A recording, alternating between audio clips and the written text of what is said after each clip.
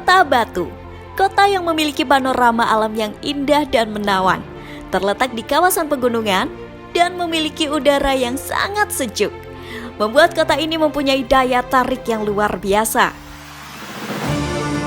Maka tak heran jika Kota Batu menjadi primadona dan juga daerah tujuan wisata andalan di Provinsi Jawa Timur. Namun demikian, mencermati kondisi geografis, geologis, hidrologis, dan demografis, wilayah Kota Batu memiliki tingkat kerawanan tinggi terhadap terjadinya bencana, baik yang disebabkan oleh faktor alam maupun faktor non-alam. Di antaranya seperti bencana banjir, letusan gunung berapi, gempa, longsor, kebakaran hutan, dan angin puting beliung atau angin kencang. Dampak utama dari bencana dapat menimbulkan korban jiwa manusia, kerusakan lingkungan, kerusakan harta benda, dan dampak kerusakan non-materi maupun psikologis.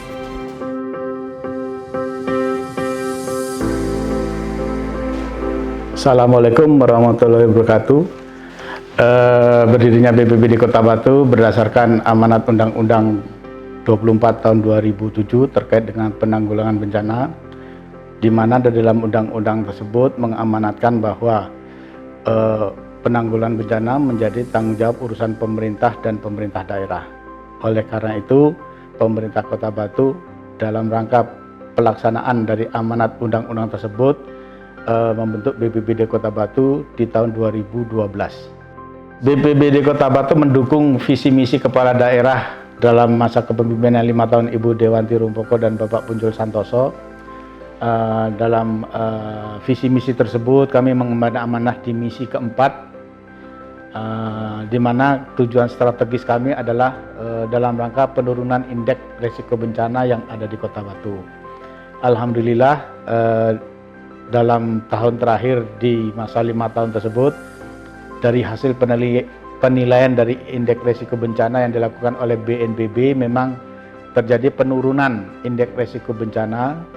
Semula Kota Batu di tahun 2013 itu indeks risiko bencananya memiliki skor 134 dengan urutan 360 dari 514 kota kabupaten se-Indonesia. Dalam tahun 2020 BNPB mengukur ulang kembali indeks risiko bencana dan alhamdulillah sudah terjadi penurunan indeks risiko bencana yang sangat signifikan, yang sangat tinggi menurut saya. Di tahun 2020 BNPB menilai indeks risiko bencana Kota Batu dengan skor 107,7 dengan posisi urutan 447 dari 514 kota kabupaten dengan kategori bencana sedang. Jadi kalau melihat dari 5 tahun berjalan dengan program yang kita laksanakan, memberikan dampak penurunan indeks risiko bencana dari 134 menjadi 107,7. Kita ketahui bahwa memang Kota Batu dianugerahi keindahan alam pegunungan sebagai kota pariwisata, tapi di balik itu semua ada potensi bencana yang berpotensi terjadi di Kota Batu. Kami sudah melakukan pemetaan terhadap potensi ancaman bencana tersebut, ada 7 potensi ancaman, tetapi dari ke-7 potensi ancaman tersebut memang yang paling mendominasi adalah tanah longsor karena sesuai dengan topografi yang ada di Kota Batu, sehingga BPBD Kota Batu intens memberikan fokus perhatian dalam rangka potensi penanggulangan potensi bencana tanah longsor tersebut. Untuk meminimalkan hal tersebut, terdapat peran besar dari Badan Penanggulangan Bencana Daerah atau BPBD Kota Batu yang melakukan beragam strategi untuk mewujudkan Kota Batu yang tangguh dalam menghadapi bencana. BPBD Kota Batu memberikan dukungan teknis, administratif, dan operasional di bidang penanggulangan bencana secara terintegrasi, meliputi prabencana, saat tanggap darurat, dan pasca bencana. Untuk prabencana, kebijakan yang diambil diantaranya adalah meningkatkan kualifikasi dan kompetensi aparatur BPBD melalui pendidikan dan pelatihan kebencanaan, pembentukan relawan, pembentukan desa tangguh, meningkatkan pemahaman pada masyarakat melalui penyuluhan, sosialisasi, simulasi, terutama pada daerah-daerah rawan bencana. Sementara untuk strategi tanggap darurat, arah kebijakannya dengan meningkatkan koordinasi dengan pemerintah pusat, provinsi, dan stakeholder. Lalu, meminimalkan korban bencana melalui penanganan yang cepat dan tepat dengan penyediaan logistik yang memadai. Terakhir, pasca bencana, memprioritaskan penanganan bencana, baik pra-bencana, saat bencana maupun pasca bencana, serta gaji tepat dalam penanganan bencana. Sesuai dengan metodologi pendekatan penanggulangan bencana, ada 3 metodologi. Yang pertama, kita kenali ancaman bencananya. Yang kedua, kita kurangi resikonya. Dan ketiga adalah kita melakukan strategi untuk mengatasi masalah tersebut. Dalam rangka untuk mengenali ancamannya, kami sudah melakukan pemetaan seperti yang saya sampaikan sebelumnya. Ada 7 potensi ancaman bencana yang dominasi tanah longsor. Dalam pemetaan tanah longsor kita melihat 6 indikator. Yang pertama, catatan historis. Yang kedua adalah kelerengan atau topografi. Yang ketiga, kerapatan vegetasi. Keempat, curah hujan. Kelima, jenis tanah. Dan keenam adalah jenis batu-batuan.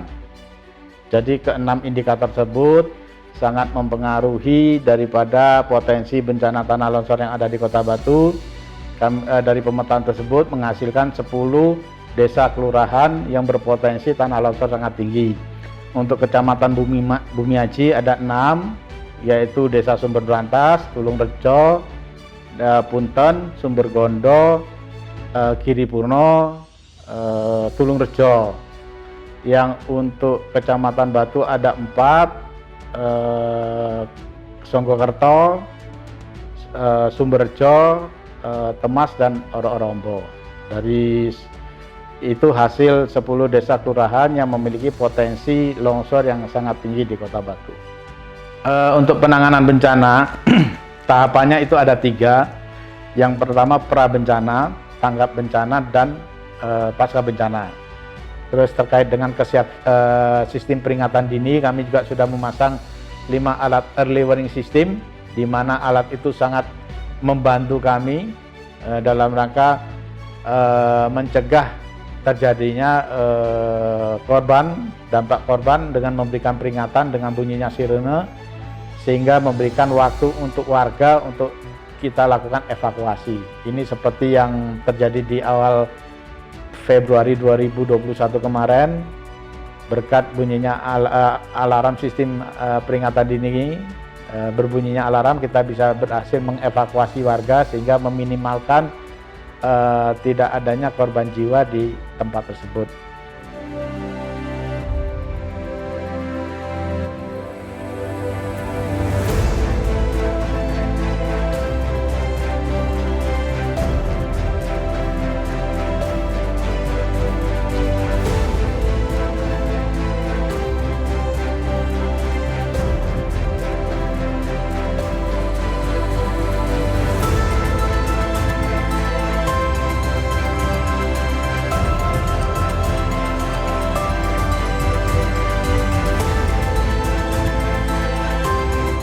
Alhamdulillah BPBD Kota Batu ini sudah sangat punya peran yang luar biasa di masyarakat, karena terus terang Kota Batu ini sangat sering terjadi keadaan alam yang sangat luar biasa ekstrimnya, sehingga walaupun kecil tetapi tanah longsor, banjir itu selalu terus menerus, sehingga kesiapsiagaan BPD Kota Batu ini luar biasa. Dan itu menjadikan teman-teman di BPBD Kota Batu ini punya keterampilan, skill yang sangat bagus sekali. Demikian juga mereka untuk mitigasi masyarakat, mensosialisasikan masyarakat itu terus dilakukan. Bahkan kemarin dengan pelatihan khusus untuk ibu-ibu rumah tangga, bekerja sama dengan Dharma Wanita, PKK, mengadakan pelatihan dan sosialisasi bagaimana ketika ada bencana di Kota Batu, mereka bisa mengedukasi keluarganya. yang kemudian akhirnya semua warga Kota Batu bisa menyelamatkan diri sendiri. Itu yang paling penting. BPBD itu dinas yang sangat vital di Kota Batu karena mengingat sering terjadi bencana walaupun kecil secara terus-menerus. Dan alhamdulillah SDM di BPBD ini sangat luar biasa, bukan hanya dedikasi dan loyalitasnya, tetapi tanggap juga tanpa mengenal lelah, serta semangatnya luar biasa. Terima kasih rekan-rekan BPBD, sehat dan selalu semangat.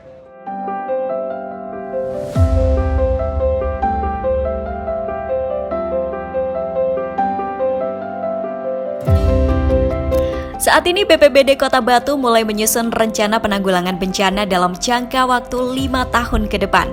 Penyusunan penanggulangan ini untuk mengantisipasi dampak bencana alam yang terjadi di Kota Batu. Terdapat beberapa hal yang menjadi fokus utama yang harus diselesaikan dalam beberapa tahun ke depan.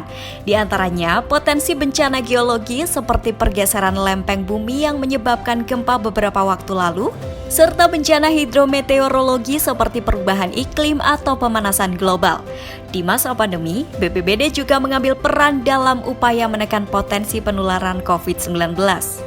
Namun demikian, penanggulangan bencana bukan hanya urusan BPBD, melainkan harus dilakukan secara kompak bersama masyarakat, dunia usaha, organisasi non-pemerintah, internasional, maupun pemangku kepentingan atau stakeholders lainnya. Harapan kedepannya kepada seluruh masyarakat Kota Batu, yang pertama, mari kita kenali ancaman di lingkungan sekitar kita terlebih dahulu. Kita kenali ancamannya dulu. Untuk mempermudah itu, saya menyarankan juga untuk mendownload aplikasi Inaris Personal. Jadi dari BNPB sudah menyiapkan aplikasi namanya Inaris Personal, di mana di aplikasi tersebut kita bisa melihat posisi kita di mana, kita bisa melihat ancaman bencana di daerah lingkungan kita seperti apa. Di sana tersedia ada 6 jenis ancaman bencana maupun penyebaran COVID. Dari kita mengetahui ancaman bencana yang ada di lingkungan kita mengantisipasi, melakukan upaya-upaya dalam rangka pengurangan risiko bencana tersebut dengan melakukan mitigasi struktural maupun non-struktural, dengan meningkatkan kapasitas kita dalam rangka untuk menambah pengetahuan kita sehingga terhindar dari sebagai korban bencana. Karena sesuai dengan tagline-nya adalah siap untuk selamat. Dari hasil survei yang dilakukan di Jepang bahwa faktor utama untuk menyelamatkan diri agar selamat itu lebih dari 50% adalah faktor diri sendiri dan faktor keluarga. Oleh karena itu kami mengharap mari kita sama-sama menambah pengetahuan, kemampuan dalam rangka antisipasi, dalam rangka pencegahan penanggulangan bencana tersebut. Yang ketiga, apabila ancaman bencana tidak bisa kita hilangkan dan kita tidak mungkin untuk relokasi untuk menghindari ancaman bencana tersebut, mari kita hidup berdampingan dengan bencana dalam artian living harmony with disaster. Dengan melaksanakan living harmony with disaster, kita dituntut seperti yang saya sampaikan tadi, peningkatan kapasitas diri sendiri terkait dengan antisipasi pencegahan bencana. Terakhir, saya juga sampaikan, mari kita jaga alam. Apabila kita melakukan pembangunan, kita laksanakan pembangunan yang berwawasan lingkungan, karena pada dasarnya alam yang kita nikmati sekarang ini adalah titipan dari anak cucu kita. Jangan dirusak, jangan dieksploitasi, karena tanggung jawab kita terhadap anak cucu kita.